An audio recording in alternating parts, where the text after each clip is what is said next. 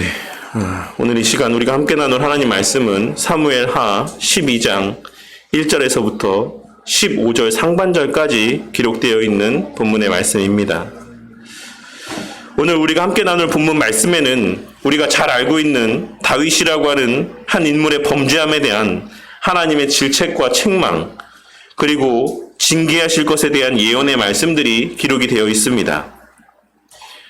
하나님께서는 성경에 기록된 인물들 가운데 하나님을 가장 사랑하는 자였다라고 일컬음받기에 부족함이 없는 다윗이라고 하는 한 인물의 범죄함에 대하여 기록된 성경 말씀 가운데 분명하게 기록하셨고, 그 범죄함에 대한 하나님의 반응과 행하심을 분명하게 기록하심으로 하나님을 아무리 사랑하는 자라고 할지라도 언제든 죄의 유혹 가운데 넘어질 수 있다라고 하는 사실을 증거하고 있으신 것이며, 그렇게 하나님이 아닌 자신을 믿고 신뢰하며 하나님이 아닌 다른 곳에서의 만족을 추구하는 삶이 얼마나 미련하고 악한 것인지를 깨닫게 해주시고 있으신 것이라 할 수 있는 것입니다. 오늘 말씀을 통해 우리 삶에서의 죄는 근본적으로 왜 짓게 되는 것인지를 함께 살피고, 우리 그리스도인들의 그 죄의 문제에 대하여 어떻게 반응해야 되는 것인지를 깨닫게 되는 가운데 하나님께서 우리에게 허락하신 최고의 선물을 발견하고 그 은혜로 말미암아 날이 갈수록 더욱 기쁨과 감사, 그리고 평안과 소망이 가득한 삶을 살아가게 되는 우리 모두가 되기를 바라겠습니다. 오늘 우리가 함께 살펴볼 이 본문 바로 앞장에는 앞서도 언급했던 바와 같이 다윗이 저지른 흉악한 범죄에 대한 내용들이 기록이 되어 있습니다. 다윗은 우리가 잘 알고 있는 바와 같이 밧세바라고 하는 남편이 있는 한 여인을 범하였고, 그녀를 자신의 아내로 삼기 위해 그녀의 남편이었던, 자신을 충성되이 따랐던 우리아라고 하는 신하를 죽음으로 내모는 그와 같은 악한 행실에 대한 내용들이 기록이 되어 있는 것입니다. 비록 이 사건이 다윗의 입장에서는 아무도 모르게 잘 마무리된 것처럼 여겨졌을지 모르겠지만, 하나님께서는 이 모든 일들을 다 감찰하고 계시다라고 하는 사실을 우리는 11장 27절에 기록된 말씀을 통해 분명하게 확인할 수 있는 것입니다. 그리고 그러한 다윗을 향해 하나님께서는 오늘 본문 1절에 기록된 말씀에서와 같이 나단이라고 하는 선지자를 보내셨습니다. 그렇게 하나님께서 다윗을 향해 보내신 나단 선지자는 다윗을 만난 자리에서 소위 나단의 비유라고 하는 유명한 메시지를 전하였습니다. 하나님께서 나단에게 이와 같은 방식으로 하나님의 뜻을 전하게 하신 것은 첫째로는 처음부터 다윗을 향해 책망을 증거함으로 그 책망을 듣는 다윗이 그 책망에 대한 거부감을 갖지 않게 위함이라고 할 수가 있을 것입니다. 하나님께서는 의도적으로 나단을 통해 우회적으로 그의 잘못을 지적하게 하심으로 다윗 스스로가 자신의 행위에 옳지 못함을 깨닫게 하시고자 하였던 것이며, 그러한 과정을 통해 자신의 죄를 자각하고 스스로 그 죄를 자복하도록 하시기 위한 배려라고 할 수가 있는 것입니다. 하지만 또 하나 우리가 생각할 수 있는 것은 지금 나단을 통해 책망을 듣고 있는 다윗의 영적 상태라고 하는 것이 하나님께서 이렇게 그 입술로 자신의 행위에 대하여 객관적으로 판단할 수 있게 해주시지 아니한다라고 하면 자신이 범한 죄의 심각성을 온전히 깨닫지 못하고 그 죄를 인정하고 자복하지 않을 만큼 그의 영적인 상태가 온전치 못한 상태였다라고 하는 것에 대한 반증이라고도 할 수 있을 것이라고 생각을 합니다. 하나님께서는 다윗을 향한 사랑과 배려의 마음으로 나단을 통해 오늘 본문 말씀에서와 같은 우회적인 방법으로 그의 죄를 지적하고 또한 그 죄를 자복하고 회개하게 만들고 있으신 것이라 할 수 있는 것입니다. 어쨌든 그렇게 하나님의 지시하심으로 다윗에게로 향한 나단은 다윗을 만난 자리에서 그에게 부한 사람과 가난한 사람의 이야기를 들려주기 시작합니다. 그리고 이어지는 말씀의 내용에서와 같이 부한 사람에게는 양과 소가 심이 많았지만 가난한 사람에게는 오직 가족같이 귀하게 여기는 암양 새끼 한 마리가 있을 뿐이라고 그 둘의 대조적인 상황을 명확하게 언급하고 있는 것입니다. 나단은 2절과 3절 말씀에서 가난한 자에게 있는 작은 암양 새끼는 그가 정당한 대가를 지불하고 구입한 그의 소유물이라고 하는 사실을 밝히는 동시에 부한 사람에게 있는 양과 소는 그가 정당한 노력을 통해 소유하게 된 것이 아닌 물려받은 것이다라고 하는 사실을 뒤에 이어지는 말씀을 통해 은연중에 밝히고 있는 것입니다. 우리는 이 부한 사람의 소유물이 가난한 자와 같이 정당한 대가를 지불하고 구입한 것이 아닌 상속물이라고 하는 사실을 8절에 기록된 다윗을 향한 하나님의 말씀을 통해 유추해 볼 수 있는 것입니다. 그리고 이 부한 사람은 자신이 거저받은 그 많은 가축들 가운데 만족하지 못하고 한 가난한 사람이 힘써 수고하여 얻은 이 작은 소유 하나를 탐내었던 것입니다. 가난한 사람에게 있어 이 암양 새끼 한 마리는 앞서도 언급했던 바와 같이 가치적인 측면에서도 그가 정당한 노력으로 얻은 소유물이자 그의 소유물의 전부라 할 수 있을 정도로 그에게 있어 매우 큰 비중을 차지하는 존재였고, 심적으로도 3절 하반절에 기록되어 있는 말씀의 내용에서와 같이 그 암양 새끼를 가족으로 여길 만큼 귀하고 소중한 존재였다라고 할 수가 있는 것입니다. 나단이 이와 같이 가난한 자에게 있어서의 이 암양 새끼가 차지하는 비중에 대해 반복적으로 상세하게 언급하고 있는 것은 이 부한 사람이 빼앗은 이 암양 새끼 한 마리의 가치가 이 가난한 사람에게 있어 얼마나 큰 비중을 차지하고 있는 존재인지를 증거하므로 이 부한 사람이 가난한 사람에게 행한 행위가 얼마나 악한 것이고 또한 그 가난한 사람에게 얼마나 큰 아픔과 상처가 되는 행위였는지를 밝히고 드러내기 위함이라고 할 수가 있는 것이며, 더 나아가 우리아가 사랑했던 그의 아내 밧세바가 그 우리아에게 있어 얼마나 소중한 존재였는지를 우회적으로 드러내며 다윗의 행한 범죄가 얼마나 악한 것인지를 분명하게 드러내 보이기 위한 의도라고 할 수가 있는 것입니다. 부한 사람은 어떤 행위니 자신의 집에 방문하였을 때 자신이 거저받은 것을 아끼기 위해 가난한 사람의 전 재산이라고 할 수 있는 그가 애써 수고한 돈으로 구입한 가족같이 귀하게 여기는 암소 새끼를 빼앗아 그 암소 새끼를 잡아 대접하였던 것입니다. 그리고 나단 선지자로부터 이 비유의 말을 들은 다윗은 분개하며 그 사람이 죽을 짓을 하였다라고 이야기하므로 이 부한 사람의 행위가 자신의 행한 일들을 의미하는 것인지도 모른 채 이 사람의 행한 일이 얼마나 악한 것인지를 그 스스로의 입술로 친히 고백하고 있는 것입니다. 이 시간 오늘 말씀에 다윗의 행한 악한 일들과 그에 대한 하나님의 말씀하신 내용들의 중심 의미를 함께 살펴보기에 앞서서 한 가지 명확하게 짚고 넘어가야지만 될 중요한 내용에 대해서 먼저 함께 생각해보는 시간을 좀 가졌으면 합니다.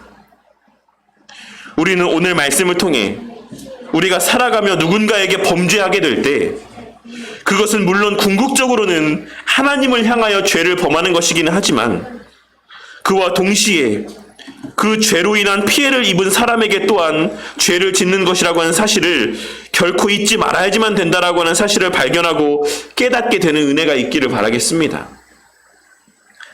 그러니 우리는 어떠한 죄를 범하였을 때 하나님 앞에 회개함은 물론이요, 그로 인해 피해를 입고 상처를 받은 이들을 향해서도 반드시 용서를 구해야지만 되는 것이며 그에 합당한 보상을 해야지만 된다라고 하는 사실을 늘 명심하고 살아가야지만 되는 것입니다.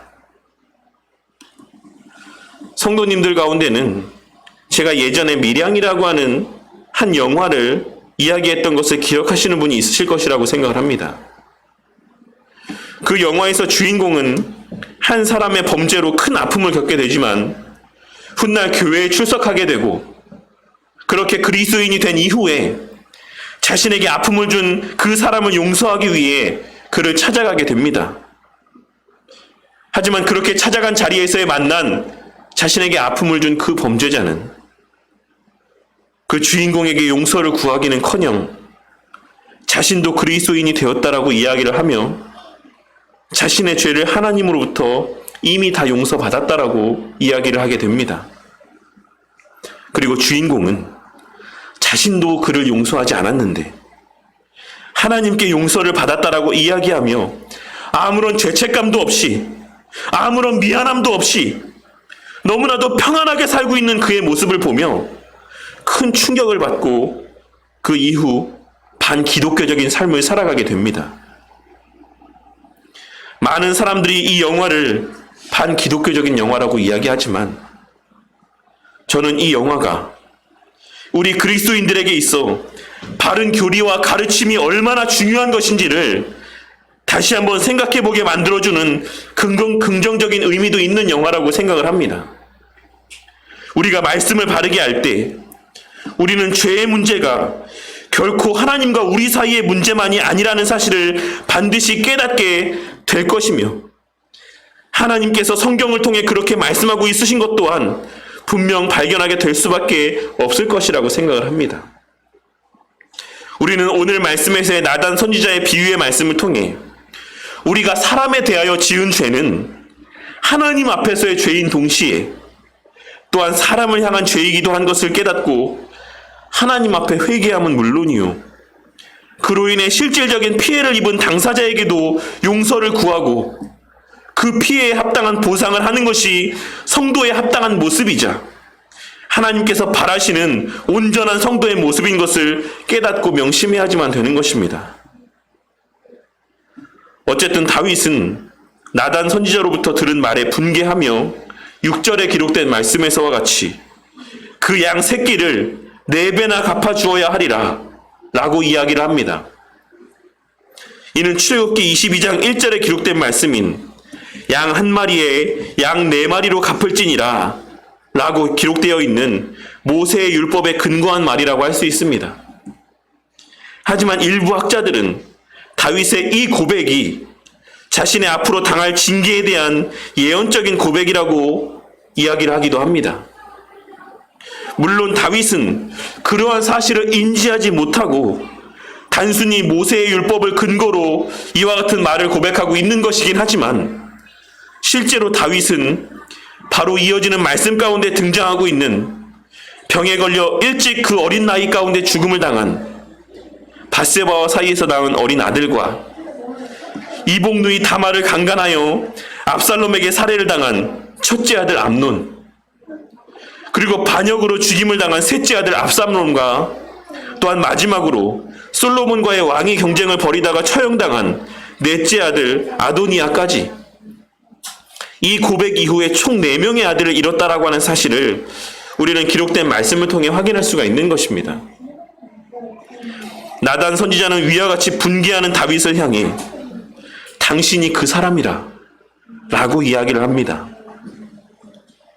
그는 다윗이 당대 최고의 권력자이자 모든 이들의 존경을 받는 왕이었음에도 불구하고 그를 가리켜 죄인이라 증거함에 있어 주저함이 없었습니다.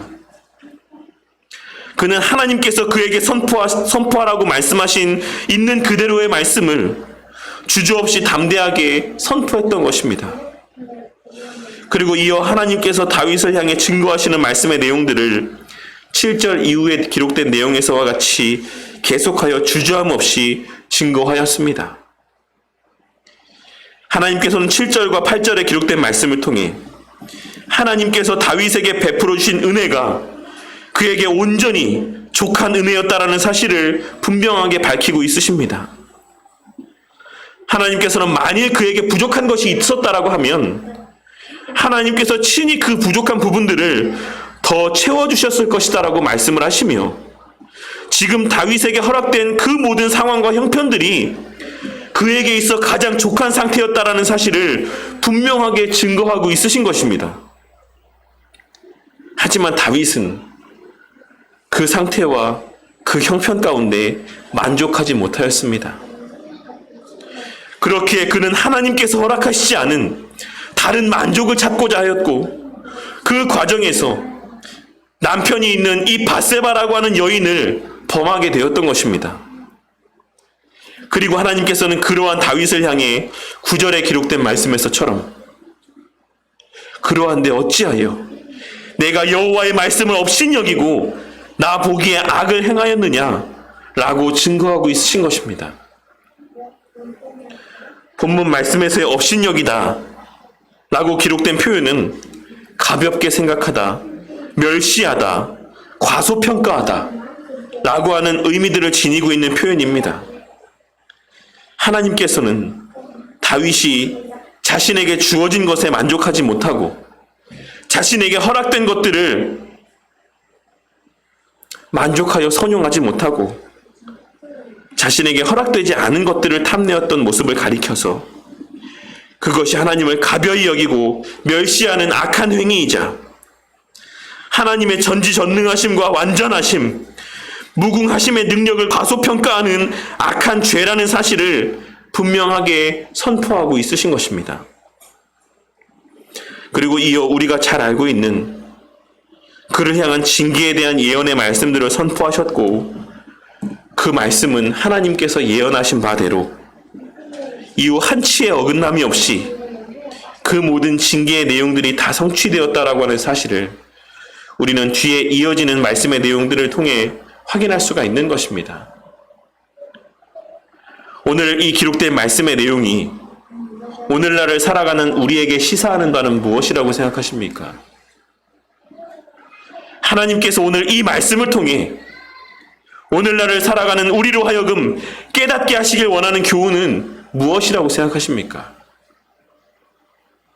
첫째로, 우리는 우리의 모든 죄가 자신이 처한 상황과 형편 가운데 만족하지 못함에서 비롯되는 것이라고 하는 사실을 발견할 수 있는 것입니다.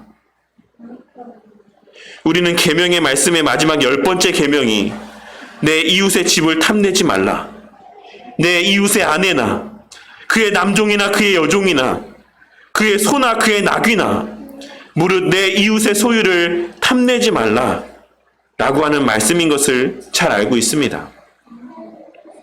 그리고 우리는 이 마지막 계명이 앞선 모든 계명의 말씀을 종합하는 것이자 최종적인 결론이라고 하는 사실 또한 잘 알고 있는 것입니다. 야고보 사도는 야고보서 1장 14절과 15절 말씀에서 오직 각 사람이 시험을 받는 것은 자기 욕심에 끌려 미혹됨이니 욕심이 잉태한 즉 죄를 낳고 죄가 장성한 즉 사망을 낳느니라 라고 분명하게 선포하였습니다. 그렇다면 그 욕심은 어디서 말미암는 것이라고 할 수가 있겠습니까? 그것은 바로 오늘 말씀에서와 같이 자신이 처한 환경과 여건에 대한 불만족, 즉 만족하지 못함에서 말미암고 비롯되는 것이다라고 할 수가 있는 것입니다. 오늘 말씀에서 다윗은 하나님께서 모든 것을 거저 주셨음에도 불구하고 그것에 만족하지 못하였습니다.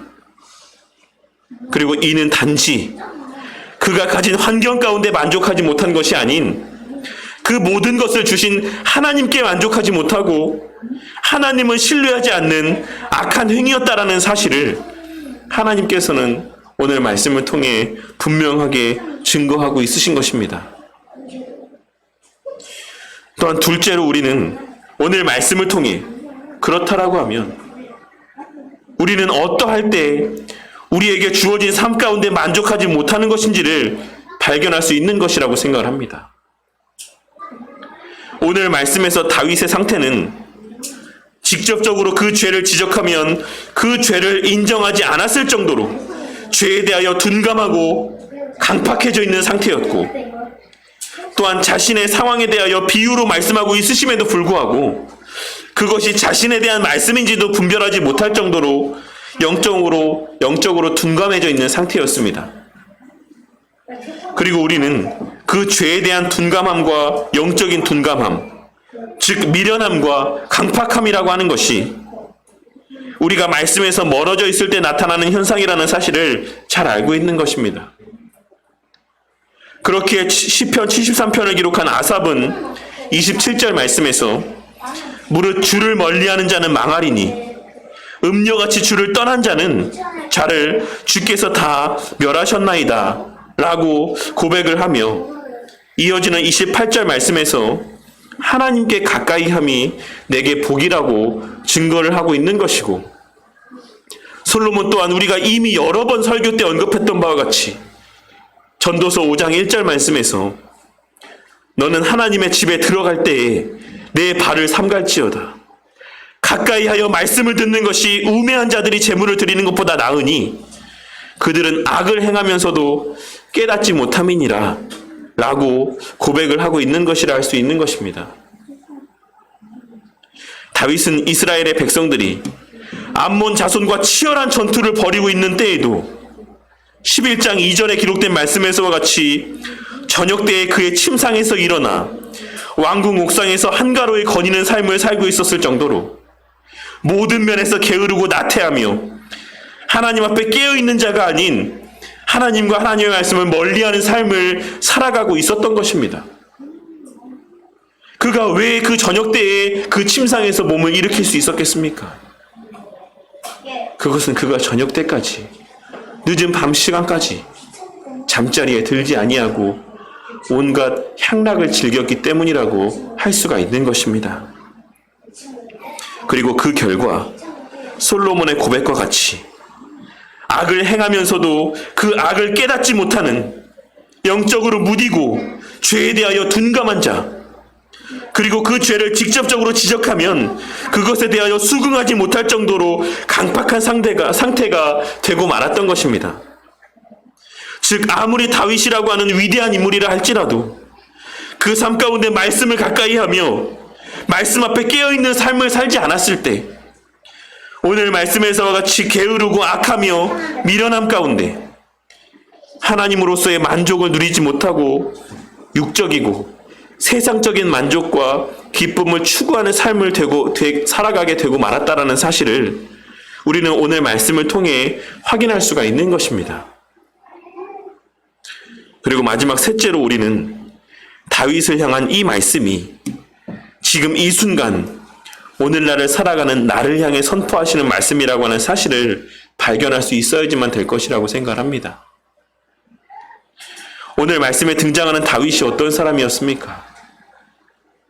오늘날까지도 이스라엘 민족이 가장 존경하는 왕이자 위대한 왕으로 떠받드는 그와 같은 엄청난 신앙의 인물이지 않았습니까?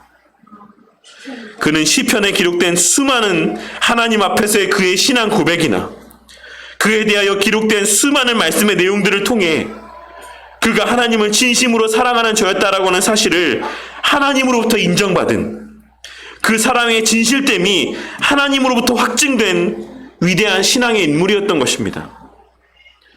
하지만 그러한 그도 말씀으로부터 멀리 떠나고 하나님으로부터 멀리 떠나게 되었을 때 앞서 언급했던 바와 같이 자신에게 허락된 하나님의 은혜 가운데 만족하지 못하고 하나님으로 말미암는 감사와 기쁨을 충만히 온전히 누리지 못하였던 것입니다.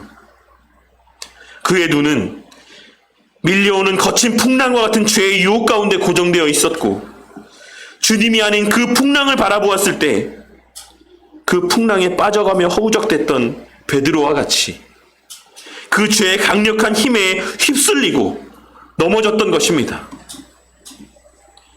그리고 자신을 빗댄 다른 이의 죄의 모습에 대하여서는 크게 분노를 표출하였지만 그것이 정작 자신의 죄에 대한 말씀인지도 깨닫지 못한 채 자신이 죄를 지었는지도 까맣게 잊고 살아가는 그와 같은 영적 무지의 상황 가운데 거하고 있었던 것입니다.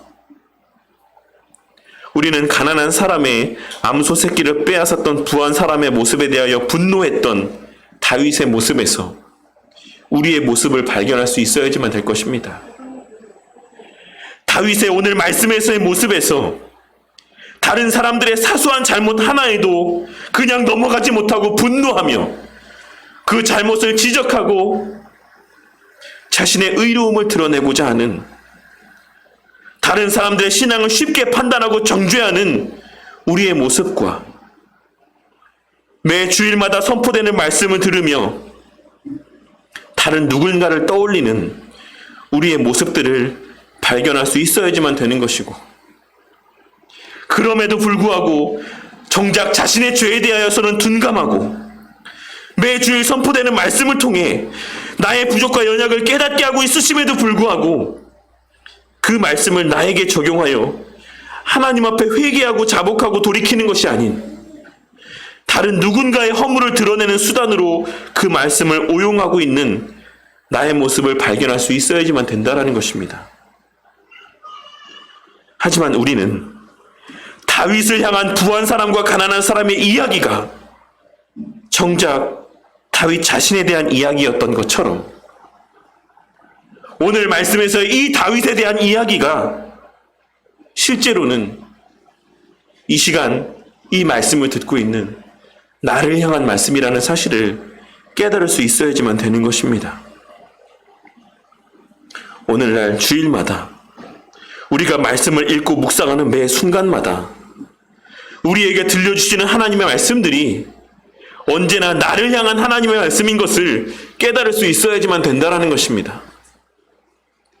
나를 통해 다른 누군가에게, 다른 성도들에게, 김집사, 이장로, 박권사에게 들려주라고 내 귀에 들려주시는 말씀이 아닌 그 시간 그 말씀을 그 자리에서 듣고 있는 그 당사자를 향한 말씀인 것을 우리는 깨달아야지만 된다는 사실입니다. 그러할 때에만 우리는 내일의 말씀을 통해 들려주시는 하나님의 음성 가운데 귀를 기울이며 그 말씀을 통해 나를 돌아보고 그 말씀으로 말미암아 회개하고 그 말씀 가운데 그 삶을 돌이켜 다시금 하나님 앞으로, 주님 앞으로, 그 말씀 앞으로 나아갈 수 있게 되는 것입니다. 우리 성도님들은 하나님께서 나단을 다윗에게 보내어 그 죄를 드러내신 것이 다윗의 범죄함으로부터 얼마 정도의 시간이 지난 때라고 생각을 하고 있으십니까? 다윗의 범죄함과 오늘 말씀에서의 나단 선지자가 다윗을 찾아간 것 사이에 어느 정도의 시간 간격이 있는 것이라고 생각을 하십니까? 우리는 14절에 기록된 말씀, 이 일로 말미암아 여호와의 원수가 크게 비방할 거리를 얻게 되었으니 당신이 낳은 아이가 반드시 죽으리이다 하고 라고 한 이 나단 선지자의 이야기와 이후에 이어지는 15절에서의 나단이 자기 집으로 돌아가니라 우리아의 아내가 다윗에게 낳은 아이를 여호와께서 치심에 심히 앓는지라 라고 기록된 말씀을 통해서 나단이 다윗을 찾아온 것은 밧세바와 사이에서의 아이를 낳은 이후인 밧세바의 사건이 지난 최소 1년의 시간이 넘은 시점이었다라는 사실을 확인할 수가 있는 것입니다. 하지만 그는 그에게 1년이 넘는 회개할 수 있는 시간들이 주어져 있었음에도 불구하고 그 시간들 가운데 하나님 앞에 자신의 죄를 회개치 아니하고 그 죄 가운데 영적 무지함과 둔감함 가운데 계속하여 머물러 있었던 것입니다. 그리고 이는 그가 밧세바를 범할 당시 이전부터 오늘 말씀에서의 나단을 통해 책망과 징계의 예언을 듣게 될 때까지 계속하여 하나님의 말씀을 떠난 삶을 살고 있었다라는 사실을 나타내 보여주고 있는 것이라고 할 수가 있는 것입니다. 하지만 하나님께서는 그러한 다윗을 그냥 그 상태 가운데 내버려 두지 아니하셨습니다. 그로 하여금 그냥 그 죄 가운데 머물다가 죽게 하지 아니하시고 말씀을 떠난 삶 가운데 머물러 있게 하지 아니하시고 나단 선지자를 보내 죄를 깨닫게 하시고 돌이키게 하심으로 다시금 하나님 앞으로 하나님 앞에서의 삶과 말씀 앞에서의 삶으로 인도하여 주셨던 것입니다. 그리고 우리는 하나님의 이와 같은 자비와 긍휼이 다윗과 맺은 언약 그리고 그 조상들과 맺은 언약에 근거한 것이다라는 사실을 잘 알고 있는 것입니다. 오늘 말씀을 통해 우리는 우리 삶에서의 무엇이 감사의 제목이고 무엇이 은혜인지를 바르고 분명하게 깨달을 수 있어야지만 될 것입니다. 오늘날 대다수의 교인들이 그저 먹고 싶은 것 마음껏 먹고, 살고 싶은 곳에 살고, 하고 싶은 것을 마음껏 하며 살 수 있는 삶.